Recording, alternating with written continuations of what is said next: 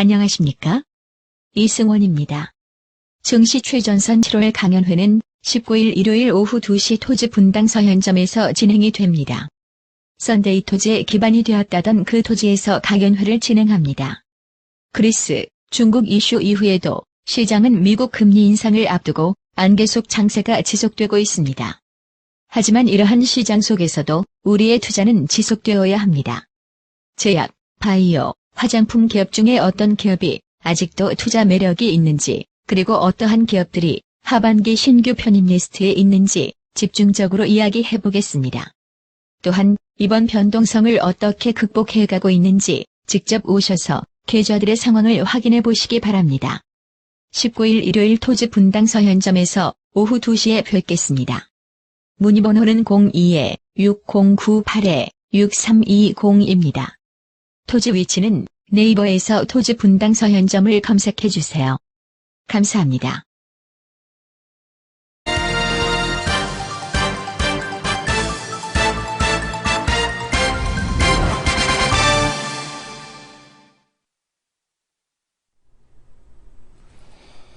네, 안녕하십니까. 키움증권을 통해서 매일 오전 11시부터 90분간 우리 시청자분들 매일 찾아뵙고 있습니다. 마켓 11 1부 시작합니다.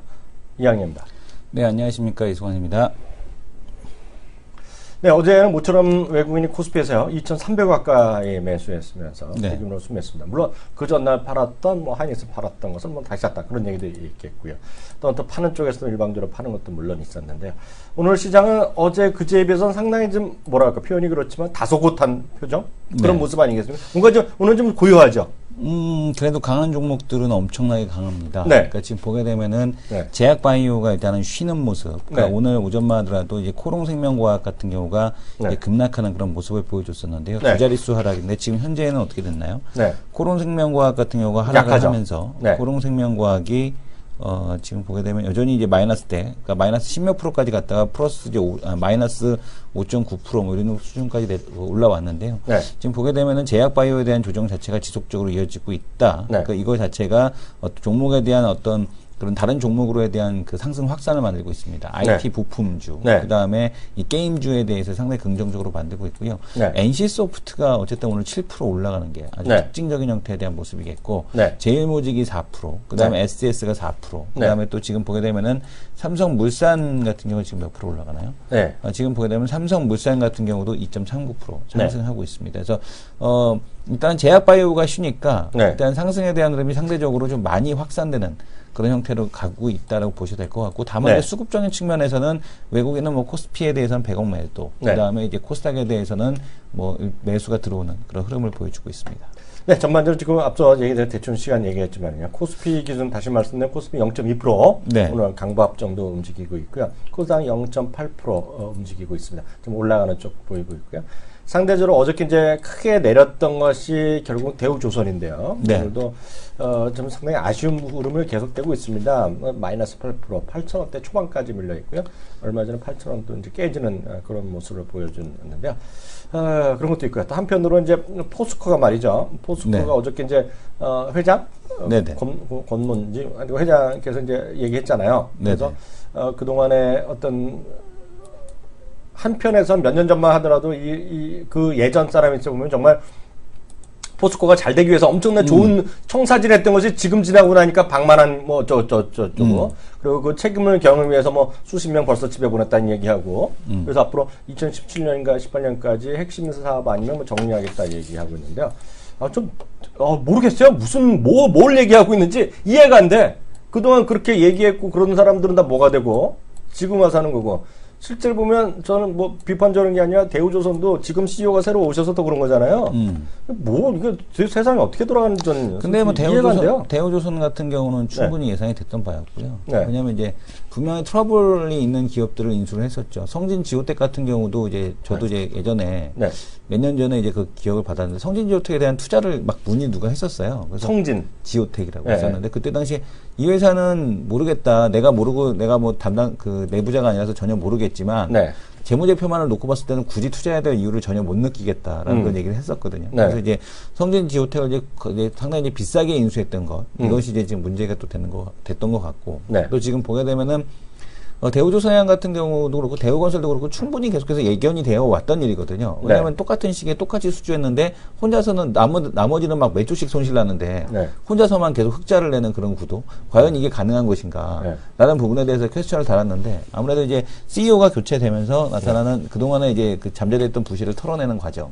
뭐 이런 식으로 뭐 이해하는 게 맞지 않을까라고 그게 정말 조그만 회사도 아니고 말이죠.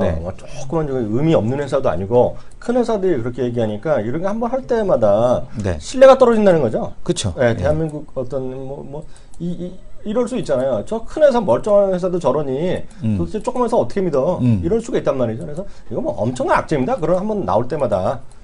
이게 보면 지금 보면 이렇잖아요. 예를 들어서 또 다른 사람 CEO가 나서 무슨 소리 할지 또 어떻게 믿어? 이 정권 끝나고 또 다른 정권이 와서 포스코 사장 바뀌어 또 다른 소리 아무도 모르거든요. 지금. 모르겠어요. 저는 내년도 후년까지 해서 상당히 지금 머리 아픈 게 많을 거라고 보세요. 여기 보면 포스코의 계열사들 있잖아요. 여기서 얘기했잖아요. 딱 적지는 않은 거로 전 뭐 내용은 다 안 읽었는데 그 어떤 핵심적인 사업 아닌 거 그런 것도 날려버린다 그랬잖아요. 판다 그랬잖아요. 자기한테 안 좋은 거가 누구한테 좋겠어. 그런 생각 갖고 있고요. 어저께 GS그룹도 어저께 회장께서 이런 얘기했어요. 잘할 수 있는 거, 잘 못할 수 있는 걸 구분해야 된다. 그래서 누구의 또 얘기했거든요. 거기도 또 날린다는 얘기거든요. GS그룹에 GS그룹 수많은 그게 보면 계열사로 돼 있기 때문에요. GS는 진짜 무서운 건데. 왜냐하면 GS는 매우 보수적인 데라 그렇게 말하면 진짜 하는데. GS 계열사가 뭐 70몇 개인가 50개 몇 개 되는데 보면 말 알도 안 돼. 아직 우리가 모르는 것도 숫자가 많은데. 이름이 GS 안 들어가서 그렇지 무지하게 많죠. 그러니까 좀 모르지만 하여튼 그게 보면 이게 지금은 21세기 지금 2015년 이 시기에 보면 화두거든요. 글로벌 구조조정이. 저 구조조정 엄청 일어났거든 산업별로. 구조조정이 모든 재벌 그룹 모두 다. 에브리바디. 안 일어날 수가 없는 상황이죠. 왜냐면 원투는 원치 않으니까 선제적으로 구조조정하는 곳 같은 경우는 오히려 살아남게 될 것이고. 그러니까 지금 이제 산업 섹터 자체가 이제 중국에 잠식당하고 있기 때문에 이 부분을 간파하지 못하고 자꾸 이제 여기서 미련을 두고서 자꾸 미기적거리면서 밀려서 구조조정 당하게 되면은 결국에는 도태되는 그런 기업이 되지 않을까. 우리가 곰곰이 생각을 해보셔야 되는데 노키아가 저렇게 몰락하는데 얼마 시간이 걸리지 않았거든요. 그러니까요. 그렇지 않습니까? 영원할 것 같았던 그 소니도 결국엔 몰락하지 않았습니까? 블랙베리 또 어떻게 됐어? 근데 블랙베리 같은 경우도 뭐 진짜 영원할 것만 같았는데 이 블랙베리 같은 경우도 농협 대출에서 전화가 오네요. 블랙베리 같은 경우도 지금 보게 되면은 순식간에 이렇게 사라지듯이 그러니까 지금 어떠한 기업도 선제적으로 지금 이 변하는 상황에서 대응하지 않으면 결국엔 도태된다라는 거. 그리고 우리 투자도 반드시 그런 마인드를 갖고서 어떠한 기업이 선제적으로 대응하는가 이런 대응하는 기업에다 투자를 해야지 밀려나가는 기업에다 투자하게 되면 장기적으로 계속해서 하락할 수밖에 없지 않나 이렇게 보여집니다. 하여튼 저는 시장이 만만해 보이지 않아요. 저 개인적으로 보기엔. 그래서 어저께 정말 포스코 보면 저는 어쩌면 그 물리분을 조사했어요. 그 인터뷰 보고. 정말 제가 포스코의 주주도 아니고 아무것도 아니지만 그 내용을 보는 순간 막 집어 던지고 싶었어요. 너무한 것 같아. 그러면 깨놓고 얘기해서 그분은 포스코에서 안 계시던 분이야? 계셨던 분이죠. 나 누군지도 모르지만 얘기하는데. 연구원이었죠. 네? 연구원이었죠. 몰라 나는. 하여튼 포스코에 계셨던 분이니까 회장 됐을 거 아니야. 그러면서 완전히 쉽게 얘기하면 유치이탈 발언이야 저건. 유치이탈 화법. 거의 유치이탈이죠. 그 당시에 있던 사람 책임져 내보낸다는 건데. 난 이해가 안 가. 포스코 그 부분에 대해서. 주가는 내가 모르겠어.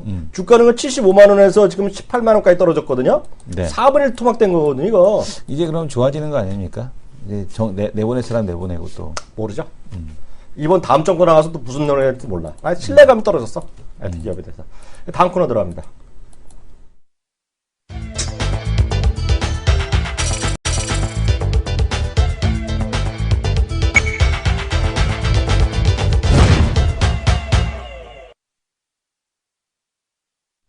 네, 마켓 이슈 및 전략 시간입니다.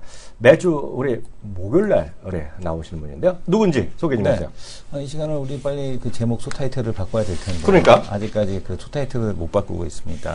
새 교수의 그 제목을 아직 정의를 못해서. 제목 자체가 그냥 새 교수. 그러면 안 되지. 쓰리 아니고? 안 되죠. 재미없어요. 그러면 안 되고 뭔가 섹시한 제목이 좀 있어야 되는데. 친구라고 하기에는 너무 한쪽이 그 위로 가 있기 때문에 좀 어렵고요. 작은 아버님을 모시고 하는 토크 그런 거 하기도 좀 그렇고 어쨌든 제목이 정해지면 또 진행을 하겠습니다. 늘 차분하게 지금 시간대죠. 목요일 날을 풀어주고 계시는 자 그 손대산 교수님, 네. 손대산 교수님의 본명은 네. 바로 뭡니까? 요성 교수. 요성 교수님 모시고 진행하겠습니다. 예, 교수님 안녕하세요. 안녕하십니까. 어떻게 지내셨어요? 저 또 준비하는 일이 하나 있어갖고요. 네. 한 주간 동안 되게 네. 바쁘게 지냈습니다. 아, 이번 주에 할 얘기 하기 전에 어떤 분이 여기 안 해줬어요. 포스코 오를 것 같다는 거야. 왜냐면 내가 디스해서. 근데 조건이 있어요. 제가 디스한다고 무조건 올라가는 게 아니에요. 이승원 교수가 좋다 그래야 돼. 그잖아. 네. 이승원 교수가 좋고 저는 표정 자체가 듣보잡이라는 표정이 나면서 근데 포스코는 득보도 아니고 그러니까 제가 좋아하지도 않아요. 그러니까 이게 안 어울려. 네. 제 콘텐츠만 하더라도 분명히 제가 얘기할 때 저 듣보잡 표정을 하면서 그건 뭐야 네. 이랬거든. 네, 네. 그러니까 올라갔거든요. 네. 아, 모르겠어. 오늘 어떤 얘기 할까요? 비슷한 네. 얘기 할 것 같은데. 네, 제이 콘텐츠에 대한 얘기를 살짝 하셨더라고요. 네. 그래서 그쪽에 대한 이슈를 또 한번 얘기해 볼까 생각을 하고 있는데요. 네.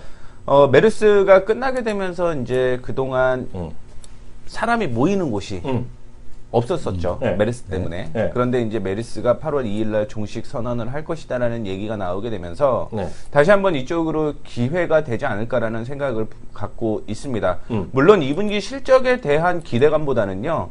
다시 한번 조정을 받았기 때문에 반등이 나올 수 있는 그런 시장이 아닌가라는 생각을 갖고 있어갖고 영화 관련주로서 얘기를 네. 좀 해드리도록 하겠는데 지난 3월, 4월쯤에 최저로서 관객수가 좀 동원이 됐었거든요. 네. 그런데 5월 달부터 이게 좀 웃기게 올라오는 모습이었습니다. 사실 5월 같은 경우는 메르스에 대한 여파가 좀 있었다라고 좀 생각을 하시면 좋을 것 같은데 5월 달 개봉 영화가 어느 정도는 좀 흥행을 하다 보니까 3월보다 4월보다 5월에 메르스가 얘기가 나오고 있던 5월 달에 관객수가 다시 한번 늘어나는 그런 모습을 보여주고 있는데 6월, 7월 달 돼서는 7월 달 돼서 다시 한번 관객수가 좀 늘어나는 그런 모습을 좀 보여주고 있거든요.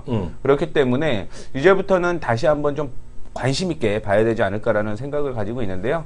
뭐 좀 준비된 얘기를 계속 해드리도록 하겠습니다. 화면을 보면서 얘기를 좀 해드리도록 하겠는데 한국, 외국 전체 영화 관객수 추이를 확인해 보시게 되면 한국 영화는 계속 올해 상반기 외국 영화에 비해서 점유율이 좀 부족한 상황을 보여주고 있습니다.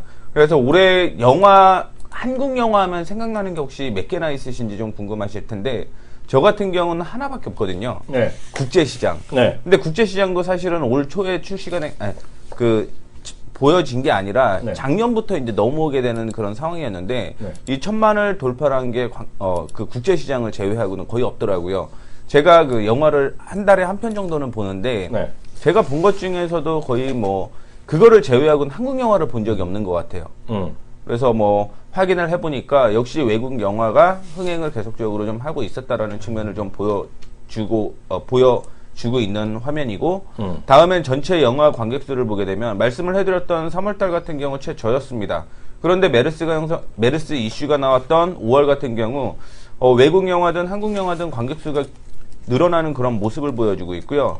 7월 같은 경우 7월 중순이 지금 되지 않았는데 900만 명 정도 보고 있다라고 생각을 하게 되면 메르스의 여파가 거의 이제 마무리가 되었구나라는 생각, 그걸로 인해서 그동안 눌렸던 종목들이 반등이 한번 나올 수 있는 기회가 되지 않았을까라는 생각을 가지고 있습니다. 자, 그리고 상반기 박스 오피스의 순위를 보게 되면 네. 관객수를 기준으로 한 거거든요. 근데 이제 국제시장, 조선, 명탐정, 스물 요 세 개를 제외하고는 7개가 다 해외 영화입니다. 그 중에 이제 제가 본 게 거의 한 5개 이상을 제가 본 기억이 있는데, 그만큼 올해 상반기 같은 경우는 한국 영화보다는 해외 영화가 흥행을 좀 거두지 않았나라는 측면을 좀 보여주고 있는 상황이고요.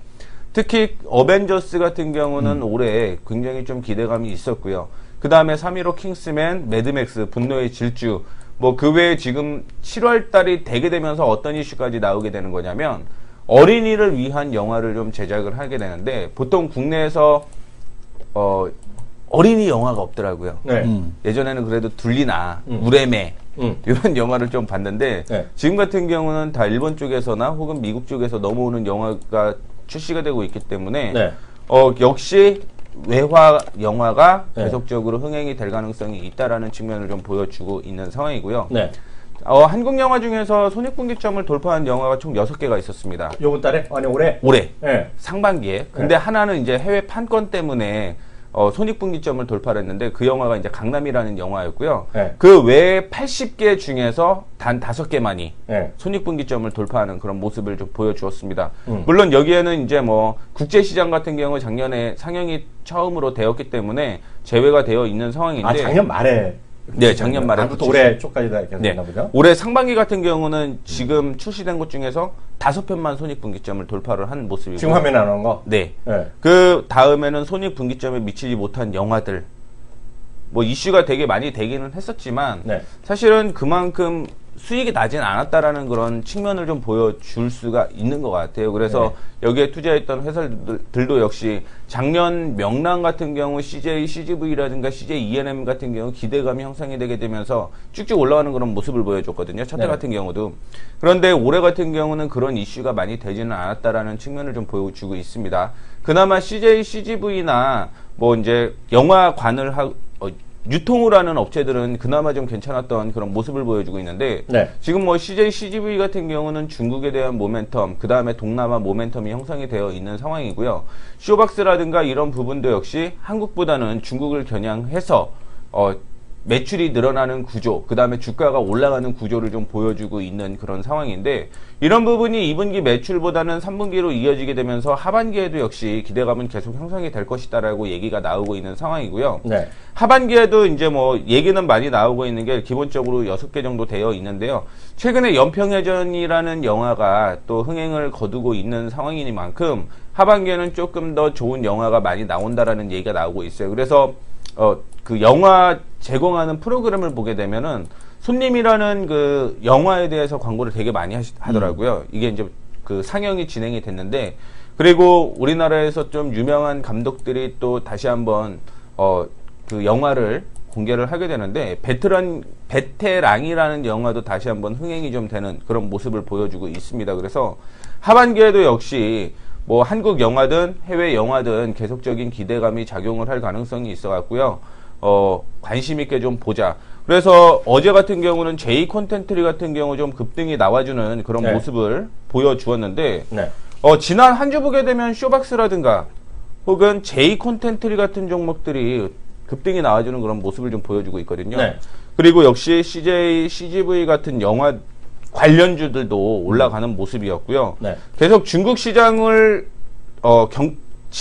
진출을 하다 보니까 그런 관련주 쪽으로는 중국에 대한 모멘텀, 그 다음에 메르스가 종료가 되면서 하반기부터는 본격적인 실적이 나올 가능성이 존재를 한다라는 측면에서 영화 관련주는 향후에도 먹고 살만 하면 역시 좀 봐야 되는 문화생활을 하게 되기 때문에 이런 부분으로는 향후 이슈 더 한번 될 수 있다는 측면에서 일단은 1차적으로 영화 관련주에 대한 이슈를 얘기를 해드렸습니다. 아니 이승훈 대표, 이승훈 대표도 영화 은근히 보러 다니잖아요. 올해 한국 영화 몇 편 봤어요? 한국 영화는 뭐 기억도 안 나는데 한국 영화 뭐 본 거예요? 강남가 봤잖아. 아 강남 봤죠. 그러니까 그 올해인가요? 올해죠. 작년인가 올해인가 기억도 안 나. 올해인가요? 네. 뭐 보고 나면 다 까먹으니까 기억이 안 나요. 자기가 나이 때문에 그런데 그 영화만 만드는 회사 돈 되는 건가?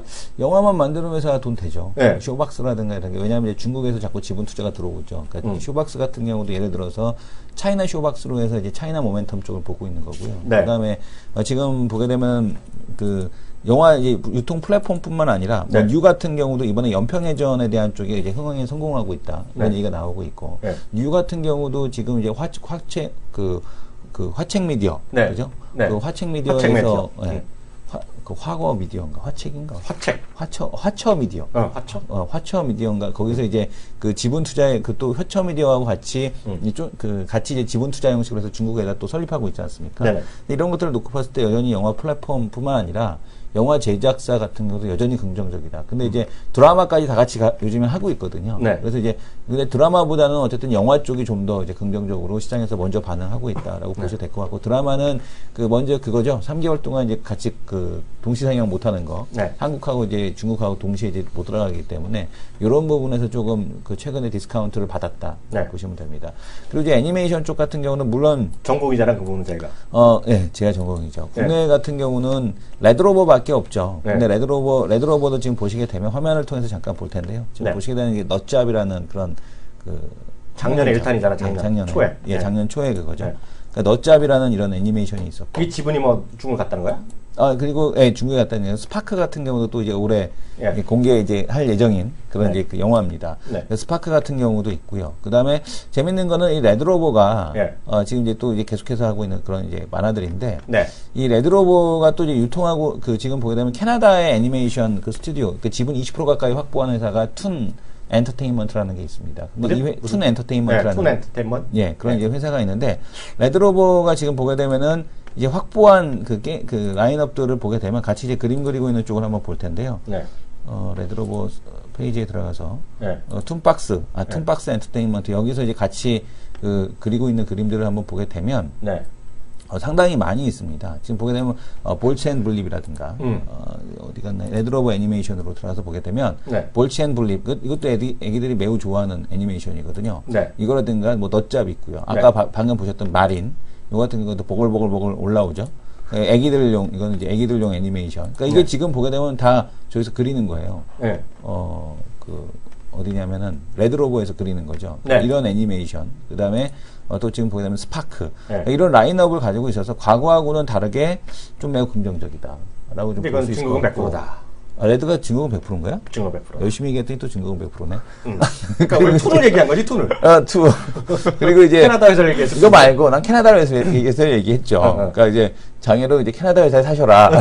그러는 거고. 그다음에 또 하나는 이제 최근에 로보카폴리는 이제 상장사는 없지만. 네. 그다음에 이제 보게 되면 카봇 네. 대박이거든요. 아직도? 대박이죠. 아직도야? 카봇은 또 또봇하고 다릅니다. 아, 또 달라? 또봇은 약간 그 언어 사용이나 이런 부분이 약간 좀 저질스럽다면 네. 카봇은 훨씬 더 애들한테 부모의 입장으로서 보여주기 편한 만화예요. 네. 근데 이제 또봇은 다 보면서 약간 눈살이 찌푸려지거든요. 네. 왜냐면 이제 너무 뭐 이렇게 자극적인 언어들을 많이 사용하기 때문에. 근데 손오공의 카봇은 상당히 편안합니다. 그리고 또 이제 보게 되면은 이 만화 중에서 지금 보게 되면은 뭐 터닝 메카드, 네. 장기 롱런 가능성이 있다라고 말씀드리고 있는 하도 얘기 들어서 이제 나도 알겠어. 네. 이제 이런 것들을 놓고 보게 99 되면 나도 쳐봤다니까? 어쨌든 그래서. 영화 쪽으로는 이렇게 레드로버밖에 없지만, 네. 그러니까 TV 애니메이션 쪽으로는 상당히 많이 이제 퀄리티가 많이 올라오고 네. 있다라고 좀 보셔야 될 것 같고, 어쨌든 레드로버 같은 그런 기업들이 있다라는 것도 네. 이 산업도 여전히 유효하지 않겠느냐 네. 이렇게 좀 보여집니다. 아, 근데 개인적인 선호인데 앞서 올해 하나 영화 하나 봤다고 했잖아요. 네. 한국 하나 봤다고 네네네. 했고 이성훈 대표는 하나 봤다고 했는데 2개 봤나? 두 개 봤나요? 전 하나도 안 봤어요. 네. 네. 하나도 안 봤어요. 왜냐면 볼만한 게 없어. 그렇죠. 짜증나, 짜증나. 그리고 저는 또 솔직히 성향이 좀 이상해서요. 사람들이 누가 많이 봤다 들은 거 안 보거든요. 네. 네? 근데 요즘 연평에 누가 뭐 학생들 강제 본대요. 군인. 군인은 봐도 되는데 학생까지 그런 데잖아요. 지금 수업 시간에 간대잖아요. 더워 죽겠는데. 근데 저 어렸을 때도 학교 다닐 때 그 중간고사나 기말고사 끝나고 나면 꼭 영화 학교에서 자기 나이 때도 예, 영화 보러 가라고. 자기 젊었을 때잖아. 어리잖아. 어린데. 아니 그런 얘기하면 자기도 고령한 세는 나랑 같은 세대 되는 건데. 왜냐면 영화는 어떤 거 봤어? 단체로 보는 거. 영화 다 단체로 다 봤어요. 어떤 걸 봤어? 물론 기억도 안 나는데 그냥 일반 영화 봤어? 예, 일반 영화 봤어요. 그래요? 그래서 그때 당시에도 표를 줬나 안 줬나 하여튼 저는 어렸을 때 많이 봤어요. 예. 저희 초등학교 때도 많이 보고. 무조건 시험 끝나면 하여튼 가서 영화 아니, 봤어요. 시험 끝난 게 아니라 딱 요즘 같은 걸 봤어요. 예. 딱 기억나는 게 예전에 보면 성웅 인순지 그런 거 보고요. 그런 거 봤죠. 예전에 당연히. 보면 전투 그런 거 있잖아요. 예, 예. 맨날 그 미국 전투도 보고 한국에서 말도 안 되는 전쟁 영화 이런 거 보고 이랬거든요. 맨 처음엔 그렇게 보여주다가 애들이 짜증내고 안 가니까 그건 자기 좋은 시대 땡땡이 같고. 치고 그러니까 그 다음에 자기는 민주화 세대 간 사람이잖아. 그럼요. 전 민주화 세대입니다. 그 얘기하는 거 들어보니까 영화 제목이 하나 생각이 나는데 민주화 세대 아니었는데? 1970이라고. 그거 봤다는 네. 거야, 그거 자기. 예. 강남의 1970년대 얘기하시는 것 같아갖고 지금. 그러니까. 네. 그 시절이지, 그 시절. 그렇죠. 이상하다. 전 나이 들었으니까. 난 나이 안 들었는데 왜 이러지? 네, 다음 주제 한번 가보자. 네, 요즘에 그 스펙이라는 용어에 대해서 혹시 아시죠? 네. 네. 스펙이라는 게 이제 뭐 증명서라는 얘기를 이제 취업 준비생들은 얘기를 많이 하고요. 이슈가 되고 있는 게 이제 스펙이 상당히 요즘에 좀 많이 되고 있어요. 그래서 제가 2주 전인가요? 공모주에 대한 얘기를 좀 해드렸을 때, 뭐 공모주가 어떻게 된다라는 얘기를 했지만, 네. 그것 중에서 사실은 절반 이상이 스펙이라는 종목들이 좀 상장이 되는 그런 네. 모습을 좀 많이 보여주었습니다.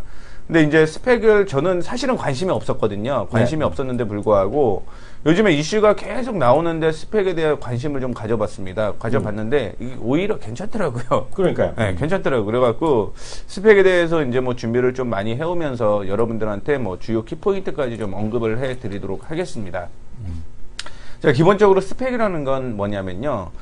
M&A를 하기 위해서 자금을 모집해 놓는 거예요. 근데 이제 그게 어느 회사가 특정하게 있는 게 아니라 사실은 뭐 페이퍼 컴퍼니로서의 역할을 좀 하고 있다라고 생각을 하시면 좋을 것 같고요. 네. 제일 중요한 게 이제 뭐 스펙의 경우는 기업을 인수를 해야 되는데 3년 이내에 좀 인수를 해야 된다라는 거. 그렇지 않는다라고 한다면 스펙이 이제 뭐 자동으로 이제 나오게 되는데 그렇다면은 이제 이게 깡통이 나는 거냐 그런 생각하지 않으셔도 괜찮습니다. 네. 왜냐하면 그 인수를 하기 전까지 그 자금을 은행 쪽으로 넣어놓게 되는 거거든요. 그러다 네. 보니까 뭐 공모 같은 경우 진행을 하게 되면서 적어도 상장이 안 되더라고 하더라도 나중에 네. 자본금은 거의 다 95에서 100% 정도 돌려받는다라고 생각을 하시면 좋을 것 같고요. 어떻게 보면은 이자까지 발생을 하다 보니까 이런 부분이 굉장히 호재로 작용을 하게 되면서 굉장히 그 스펙에 관심이 많아지고 있는 그런 모습을 보여주고 있습니다. 네. 뭐 작년 같은 경우도 한 25개 정도 뭐 상장이 됐다라고 얘기가 나오고 있는데요. 올해 같은 경우 상반기에서만 벌써 19개, 하반기에서 13개가 뭐 상장 예정으로 잡혀 있는 상황이고요. 하반기 같은 경우는 더 늘어날 가능성이 있다라는 측면을 좀 얘기를 해 볼 수가 있을 것 같습니다. 그래서 상반기 스펙 신규 상장을 한 게 19개라고 얘기를 했는데, 뭐 앞에 얘기하는 골든 브릿지라고 하는 부분은요, 뭐 다들 아시다시피 증권회사 이름이다라고 생각을 하시면 좋을 것 같고요. 1호부터 시작을 해서 계속 스펙명이 올라오는 그런 모습을 보여주고 있습니다. 뭐 섹터 기업 요약이라고 적혀 있는데, 1월 5일부터 시작을 해서 지금 6월 18일까지만 좀 적어 놨고요. 네. 그 다음에 너무 많아갖고 다 들어오지는 못했는데, 네. 스펙이 하반기에도 13개 정도 더 들어온다라고 꽤 많이 들어오네요. 생각하시면 됩니다. 네. 그래서 올해 일단은 예상은 네. 19개, 13개 갖고 32개거든요. 네. 근데 더 늘어날 가능성은 있다라고 보고 있어요. 네. 이게 왜 그러냐면 스펙에 관심이 갖는 이유는 역시 뭐 수익이 아닐까라는 얘기를 좀 해 볼 수가 있을 것 같은데 네. 중요한 부분은 이제 뭐 이렇게 화신전공부터 시작을 해서 우리가 좀 들어봤던 썬데이 토즈, 그 다음에 뭐 큐브 엔터테인먼트, 알톤 스포츠 이런 기업 같은 경우는 뭐 성공을 하게 되면서 주가 같은 경우 기대감이 형성이 되었고 많이 올라가는 그런 모습을 좀 보여주고 있고요. 네. 뭐 최근에 들어서도 역시 KB 스펙 제4호 스펙 같은 경우는 역시 게임사와 함께 뭐 상장이 될 가능성이 나오게 되면서 네. 뭐 급등이 나와주는 그런 모습을 좀 보여주고 있더라고요. 네. 그래서 이 스펙에 대한 얘기가 계속적으로 관심이 쏠리는 이유는 역시 제일 중요한 부분은 수익률이 아닌가라는 측면을 좀 볼 수가 있을 것 같고 네. 사실 스펙과 합병하려고 하는 회사들은 좀 많은 걸로 알고 있습니다. 왜냐하면 일반적으로 코스닥에 상장하는 부분에서는 절차가 굉장히 좀 복잡하거든요. 네네. 하지만 스펙으로 합병이 M&A가 되면서 상장이 될 경우에는요. 네. 그 절차가 굉장히 간소해져요. 그러니까요. 네, 그러다 보니까 이왕이면은 상장을 하려고 준비하는 회사들이 몇 개월 동안 뭐 어느 정도의 매출 뭐 이런 부분을 네. 있어야 되고 3년 동안 뭐 거기에 회사에 살아 있어야 된다라는 그런 요건이 다 갖춰져 있는데 그것보다는 훨씬 좀 줄어드는 그런 모습을 보여주고 있기 때문에 네. 일단은 뭐 기대감이 형성이 되고 M&A 이슈가 나오게 되면 단기간에 좀 올라가는 그런 모습을 보여주고 있기 때문에요. 네. 이렇게 성공을 하게 되면 좋은 흐름을 좀 보여주는데 중요한 부분은 다 성공을 하지는 않는다라는 부분이 일단은 단점으로 적혀 있습니다. 네. 하지만 중요한 거는 3년 동안 M&A가 되지 않는다라고 하더라도 이 자금이 그냥 공중분해가 되면서 깡통을 차는 게 아니라 결국은 내가 투자한 만큼 공모가에 의해서 다시 한번 받을 수 있고 이자도 역시 챙길 수 있다는 측면. 네, 그렇다라고 하면 역시 뭐 큰 자금을 네. 뭐 운영하시는 개인 투자자나 혹은 그것과 관련된 네. 뭐 관심이 있는 사람들은 충분히 호재가 좀 될 수 있다라고 보고 있고요. 네. 3월에 합병을 신청한 스펙들을 좀 보게 되면은 뭐 심사 예전인 부분도 있고요. 잔인적으로 이제 뭐 다시 한번 철폐되는 그런 경우도 있고 요즘 같은 경우는 많이 또 세심하게 재고 있거든요. 그러다 보니까 네. 뭐 한다라고 했다가 갑자기 또 안 한다라고 얘기가 나오는 그런 경우도 있습니다. 네. 그런데 이게 스펙만 문제가 되면 되는 게 아니라 일반적으로 스펙과 연결된 회사들은요. 네. 모회사가 이제 자회사를 같이 상장을 시키려고 하는 경우가 굉장히 좀 많아요. 네.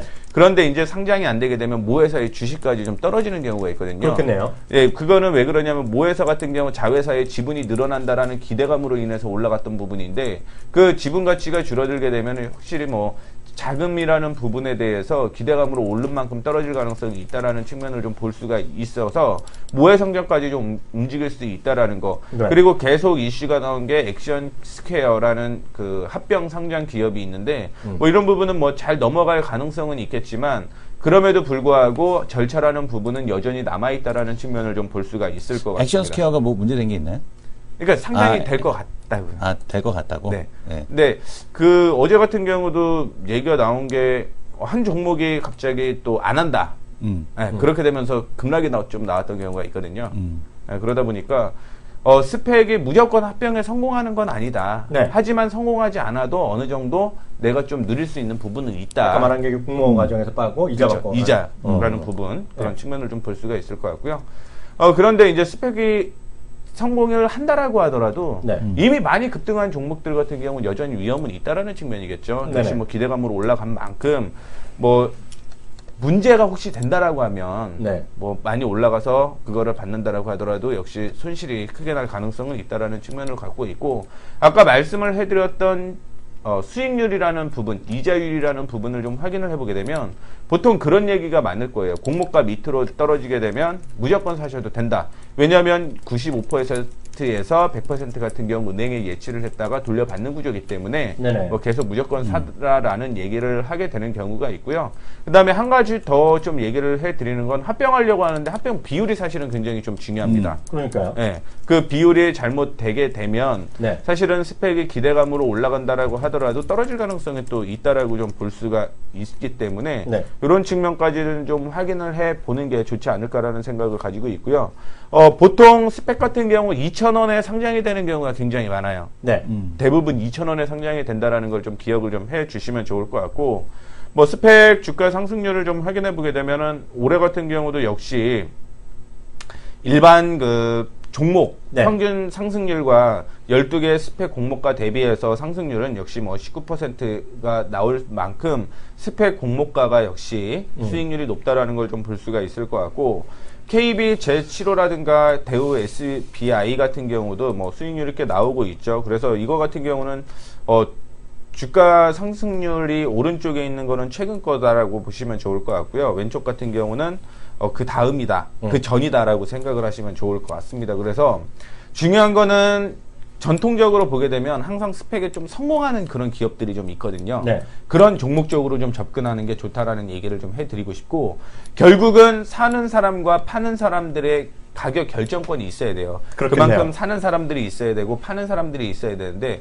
너무 작은 종목들 같은 경우는 좀 제외를 하고 보시는 게 이게 또 하나의 스펙을 고르는 스펙이 아닌가라는 측면에서 스펙 고르는 스펙. 그렇죠. 예. 그래서 스펙의 스펙을 보라라는 이슈로서 얘기를 해드렸습니다. 이승원 대표가 또 네. 스펙은 또 전문이라는 나름.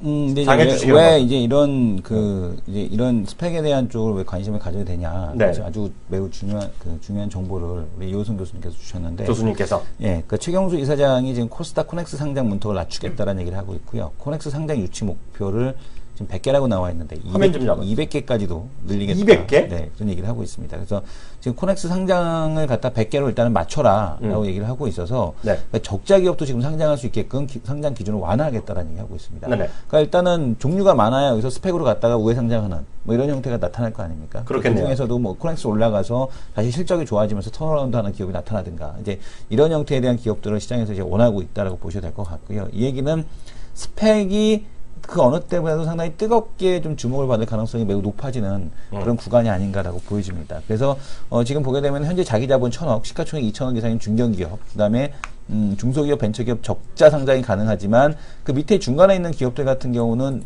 되게 이제 애매한 그런 기업들인데 지금 보게 되면은 올해 상장 유치 목표가 코스피 20개, 그다음에 지금 보게 되면 코스닥이 100개, 그다음에 코스닥이 100개예요. 증권회사만 논하는 거 아닌가요? 네, 그러니까요. 코넥스 100개 등 220개 기업을 이상을 일단 제시를 했다라는 얘기하고 있는데요. 네. 올해 코넥스 시장의 상장 목표가 올 초에 50개였는데 이 목표를 100개로 늘렸다라고 얘기가 나오고 있습니다. 이 얘기는 뭐냐면은 이 중에서 스펙으로 갈 수 있는 애들이 상당히 많아지고 있다는 얘기죠. 그렇지 않습니까? 코넥스에 올라왔다는 얘기는 또 기다려갖고 코스닥 가고 싶지 않다는 얘기거든요. 또 심사받고 뭐하고. 아주 엉터리는 아니잖아. 그쵸, 아주 엉터리는 아닌 거죠. 왜냐면 일단은 나라에서 하는 일인데. 기본적인 기준은 맞췄다는 얘기니까.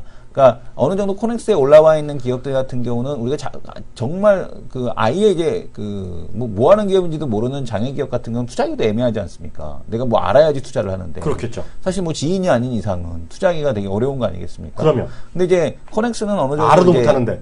알아도 못하죠. 그렇죠. 알아도 못하는데. 그러니까 지금 보게 되면 그러니까 지금 보게 되면 국가에서 어느 정도 이 정도 이제 기준은 얘들은 커트라인은 통과하는 애들이다. 기본적인 그러니까 쉽게 해서 왁구는 굉장히 고급스러운 기본적인 어떤 그 틀은 갖춰진 회사다라는 쪽 측면에서 일단 코넥스 기업 아니면 스펙에 대한 것도 우리가 투자에 대한 대안으로서 충분히 좀 삼아볼 만하지 않을까 이렇게 생각이 듭니다. 오늘 또 좋은 내용을 주셨습니다. 네. 감사합니다, 교수님. 내일 다음 주에 또 뵙겠습니다. 네, 수고하셨습니다. 알겠습니다.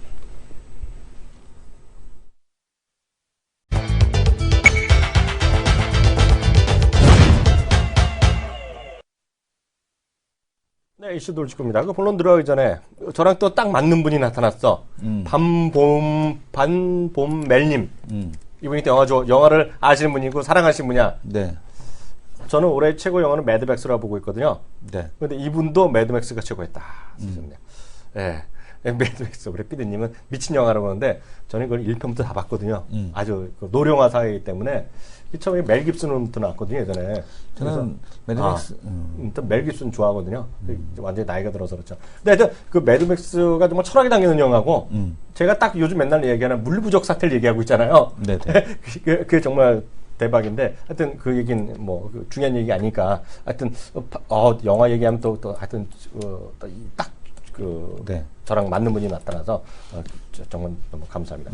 오늘 몇 가지 이슈라기보다는 뭐 몇 가지 정리할 것 좀 그 노후 재건축 효과 450조의 숨은 비밀 이거 내용 뭡니까? 이거. 네. 자, 이거 뭐야? 이거 말씀드리기 전에 어저께 우지 김성호 과장도 얘기하고 네네. 저희도 이제 딱한 정보차 어저께 녹음했잖아요. 어저께 딱한 정보 볼만하면 들을만해요. 한 시간인데 임팩트 있게 녹음이 됐거든요. 네. 내용도 좋고 뭐 종목이를 떠나서 내용도 좋고. 물론 그 중에 절반은 또 이승원 교수님의 J 콘텐츠에 대한 칭송을 해 방송. 농담이고, 네. 한 1, 2분밖에 네. 이승원 교수의 자랑질은 1분만 들으시면 되니까. 네. 되겠는데. 어저께 또 그 얘기 나왔잖아요. 얘기해갖고 450조. 네. 그래서 노후교체하고 어저께 우리 김성원 훈이가, 어디 수치로 들고 와서 얘기 많이 했잖아요. 네. 이게 보니까 이게 뭐 혼자 맞는 게 아니라 신문에 많이 났어요. 450조 얘기 나왔는데. 그리고 거기까지 나오면 좋은데 또 일부에서 정부에서 너무 뻥튀겠다. 그렇죠. 뻥튀겠다 얘기를 하는 거야. 네. 그래서 보면 대한민국 정부에서 반론자를 냈습니다. 모든 거를 갖다 다 재건축을 해야지만. 정책 브리핑이라는 사이트네요. 정책 브리핑이라는 게요. 나라에서 만든 사이트인데 네. 나라에서 모아갖고 이제 화면을 잡아. 제 화면 잡아. 네, 이게 보면 정책 브리핑이라는 거가 나라에서 하는 거. 코리아.kr이에요. 네. 제목자 코리아.kr 이게 보면 정부 3.0인가 뭐 그런 취지에서 만든 겁니다. 그래서 각 부서가 자기 할 만한 거 여기 보면 각종 보도자료 나오고요. 반론들 나온 얘기하는데요. 딱 보면 딱 걸린 거는 뭐 딴 데도 했겠지만 파이낸셜에서 이런 얘기 쓴 거예요. 정부는 노후 건축물의 재건축 분야에서 무려 450조 원에 달하는 투자를 창출할 수 있을 것이라고 추산하고 30년 이상 된 건축물의 100% 재건축을 해야 가능한 숫자 기간도 무제한이다 이렇게 나왔는데 여기 그냥 오해하시면 안 되고 얘기 나오는 거예요. 자기네는 그런 얘기를 한 적이 없다는 거예요.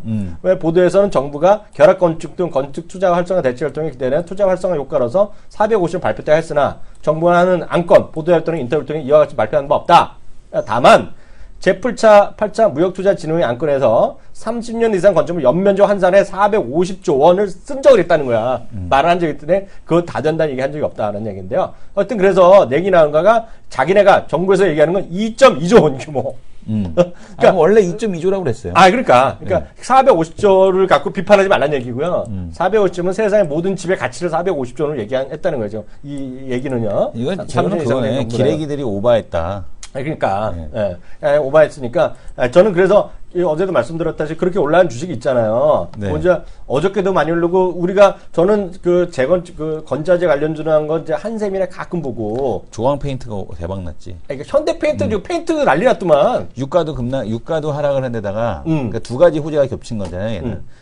그 유가도 하락을 한 데다가 원유 이란 핵 협상 타결된 데다가 지금 보기엔 노후 건축물 그 투자 활성화 이것 때문에 두 개가 겹치니까 그냥 페인트가 가장 큰 수혜주로 지금 대박이 났죠. 그러니까 현대 페인트네 그 페인트 네. 그리고 한샘 그 현대 리바트 뭐 이런 것들 있잖아요. 네. 근데 보면 제가 말씀드렸다시피 한샘이 하여튼 그런 소품들을 갖고 침대 이런 거 한꺼번에 큰 그걸 만들었잖아요. 건물 잠실에도 만들었잖아요.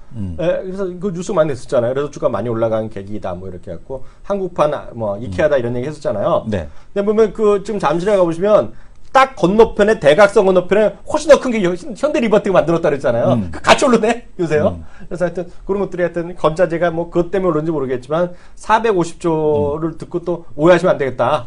대한민국 정부에서 얘기한 거 있다 그래서 제가 일단 소개를 해드렸습니다. 뭐 알아서 판단하시면 될 것 같고요. 오늘 또 하나 말씀드리고 싶은 거는 해외 뉴스 중에서는 저는 넷플릭스를 오늘 다시 말씀드리고 싶은데요.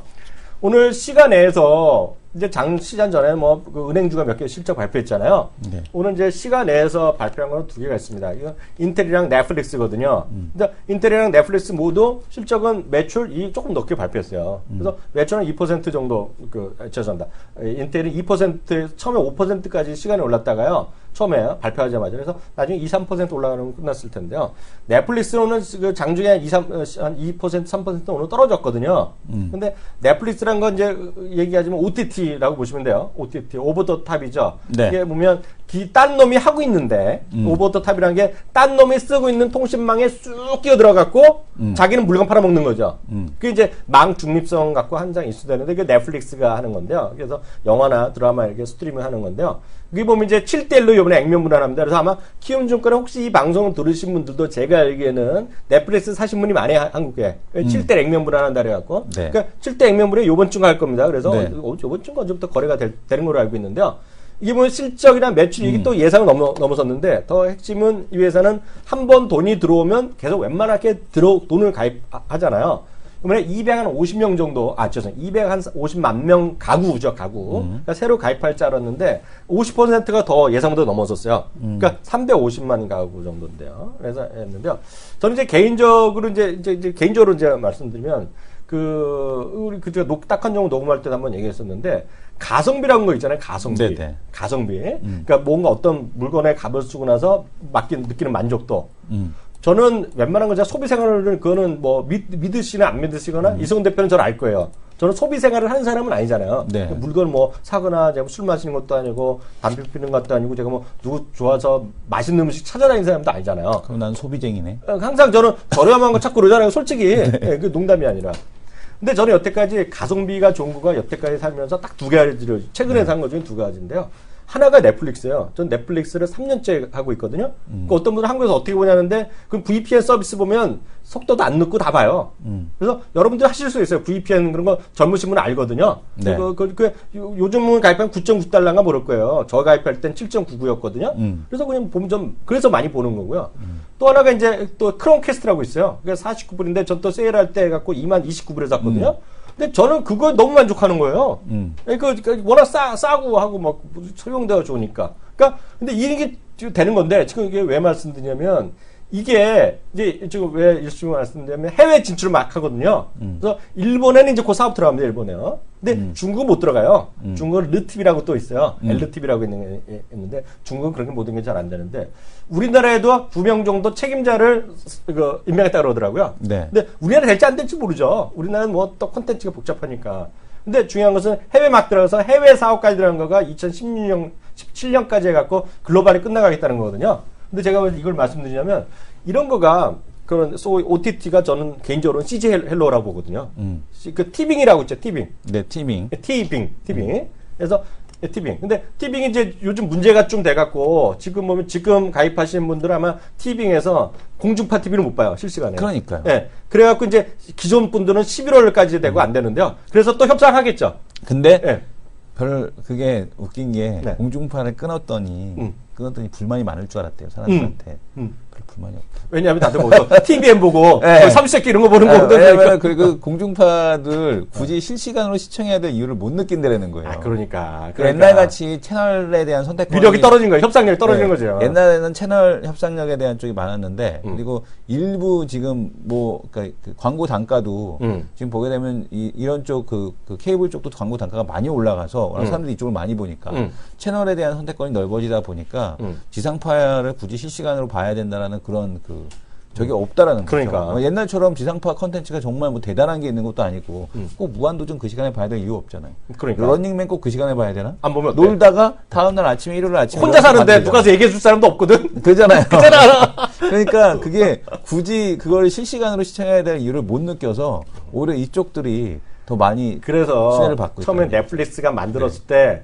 이 사람이 옆에 있던 사람들이 욕을 엄청 했어요. 누가 보냐. 처음에 인터넷이 속도도 떨어졌는데 그래갖고 속도도 빨라지니까 이제 된 거고 그러다 보니까 예전에 회사가 블락버스터라는 회사가 있었어요. 미국에 상장까지 돼 있던 건데 날라갔거든요. 비디오 판매하는 대여해주는 거 다 날라가잖아요. 그러다 보니까 넷플릭스가 하도 커지니까 소위 그 망중리스라는 얘기 나는 거가 프라임 타임에 40%의 데이터를 얘가 써요. 그게 불만이 많은 거예요. 그 기존에 컴캐스트 이런 그 통신망 회사는 짜증나죠. 얘네가 그 돈도 안 내니까. 그래서 맨날 협상하고 그러는 건데 얘네가 하도 커지니까 슬쩍 CBS는 어디 뉴스가 들어가요. 생방송으로 라이브로 들어가는 거예요 지금요. 그리고 얘네 가서 나온 영화 드라마가 이런 거가 드라마가 저기 뭐래요 미국에서 뭐 오스카나 이런 데 상 주는 거 있잖아요. 그 드라마 상 주고 이런 거 뮤지컬이나 그 드라마 어워드에 상 받고 특히 이번에 넷플릭스가 올 하반기가 내년 초에 극영화 있죠. 극영화 또 들어가요, 얘가. 그러니까 이게 무시 못하는 거죠. 근데 이 우리나라는 된다, 우리나라에서까지 뭐 사업이 된다 안 되는 거 제가 말씀드리는 게 아니라 앞으로 제가 하고 싶은 게 딱 이거죠. 이게 공중파가 과거 같은 영향력이 줄어든 거예요. 그러니까 11월까지 못 보고 언제가 되겠지만 나중에 보면 뭐 20억 달라는 거를 10억에 사인하고 넘어간다는 얘기죠. 예를 들면, 예, 그렇기 때문에, 하여튼, 티빙이나 그런 서비스가 하면, 하여튼, CGV가 됐건, 텔레비전이 됐건, 뭐, CJ 계열 있잖아요. 주목하자. 제 결론이 이겁니다, 지금요. 그래서, 예, 그렇게 보셔야 될 것 같고요. 하나 좀 더 잠깐 봤으면 좋겠는데. 삼성페이가 어제부터 서비스가 시작이 됐습니다. 엄청난 홍보 때리잖아. 네. 1분만 해결됐다는 거. 알아서 1초 만에. 알아서 기도만. 근데 솔직히, 그게 뭐, 1초 만에 되는 거 당연하지. 그게 또, NFC잖아요. NFC가 아닙니다. 예? NFC가 아닙니다. 기존에 있던 카드 결제 단말기, 그러니까 NFC는 기존, 그러니까 저도 지금 보게 되면은 신한 앱카드를 꺼내서, 그러니까 카카오페이는 바코드 방식이거든요. 그렇죠. 네. 바코드인데 이거 되는데 없어요. 내가 이제 예전에도 바코드 방식이 되는 줄 알고 신한 앱카드 깔아갖고 바코드 딱 보여주면서 스타벅스 가서 이걸로 결제해 주세요 했는데 안 돼요. 왜냐하면 그거는 바코드가 지원되는 단말기만 되는 거예요. 그렇다면서 거기가 또 NFC가 되느냐? NFC 단말기들도 웬만한 가게는 없어요. 잘 없어요. 그래서 이거 잘 안 된단 말이에요. 그러면 유일하게 지금 통하는데, 그래서 이제 한국 사이버결제 페이코가 NFC 단말기는 우리가 깔겠다라고 이제 얘기를 하는 건데, 근데 이거 솔직히 자기만 좋은 일하는 건 아니거든. 깔아주고 남들도 다 무임승차하는 거니까. 근데 이제 과연 이제 어떻게 할 거냐에 대한 NFC 쪽은 이제 그게 관건인 거고요. 그 다음에 이제, 근데 이 삼성페이의 장점은 뭐냐면, 그러니까 애플페이는 들어와도 소용이 없는 거예요. NFC 결제가 안 되는데 뭐, 지하철하고 택시하고 편의점밖에 안 되는 거야. 근데 삼성페이는 이런 기존에 있던 뭐 김밥집을 가던 아니면은 뭐 진짜 뭐 시장통에 가서 삼성페이를 내밀어도 결제가 된다는 얘기죠. 네. 왜냐면 MST 방식, 루프페이 방식이기 때문에. 네. 그래서 이제 그런 장점이 있다. 다만 차이는 뭐냐면, 이제 한국 사이버 결제 뭐 어쨌든 간에 그 NFC 단말기 쪽을 가지고 있는 쪽이 연합체를 만들어서 아니면은 한쪽이 미친 듯이 이렇게 쫙 단말기를 깔아버리게 되면 그게 까는 속도가 더 빠르지 않을까. 삼성 이 갤럭시 이거에 대한 보급 속도보다는 최근에 그 갤럭시의 보급 속도를 보게 되면 그렇게 과거처럼 빠르진 않거든요. 예전에는 너도 나도 갤럭시 썼는데 지금은 굳이 갤럭시 S6를 써야 되는 이유를 별로 못 느끼거든요. 근데 페이 때문에 과연 이걸로 바꿀 거냐에 대한 부분에서는 퀘스천입니다. 근데 이제 국내에서는 더 불편해지겠죠. 왜냐면 애플페이 같은 경우는 NFC가 안 깔리게 되면. 그래서 그런 차이에 대한 쪽은 있다. 다만 어쨌든 간에 현존하는 기술에서 가장 앞서 있는 거는 삼성페이인 거는 맞다. 그리고 그 페이를 보유한 삼성 만약 갤럭시 S6나 엣지를 사신 분들은 이제 이거를 하실 분들은 가장 편하게 쓸 수 있는 건 사실이다라고 보여집니다. 네. 네. 어저께 하여튼 삼성 네. 얘기는 뭐든지 다 조심조심히 해 사람들이 겁나갖고 네. 어저께 어떻게 오후에 성공투자에도 이성원 대표 나오는 그 코너에 아주 앵커님이 열심히 얘기하시더라고. 네네. 예, 삼성을 찬성하는 성에 애국하는 그런 느낌이 들게 눈물까지 나오는 그 정도. 아, 그럼요. 예. 지금 기업들이 영업 활동을 잘할 수 있게 안전한 그런 환경을 조성해 줘야 되는데 어디서 감히 투기 자본이 들어와 갖고 기업인들을 들쑤시고 말이야. 라고 그렇게 얘기를 했죠. 예. 어떤 앵커님이. 분이 모처럼 네. 해외 미국 드라마 하나 추천해달라고 여기 질문을 올려주셨는데요. 저는 올해 본 미드 중에 최고는 한번 지난번에 얘기했는데 이성훈 대표가 딱 그런 건 싫어한다 그랬는데 취향이니까요. 우리 또 형님들이 만들어주신 형님과 누나. 예? 성별이 바뀌어갖고 형님과 누나 바뀐 남매님이 만들어주신 센스8, 센스8이 뭐 최고라고 봅니다. 센스8, 센스8. 보신 분 아실 겁니다. 저는 그런 거 보면 딱 보면 하루 밤새면서 싹 다 보죠. 네, 1분이 여기까지 하겠고요. 2부 시간에 다시 뵙도록 하겠습니다.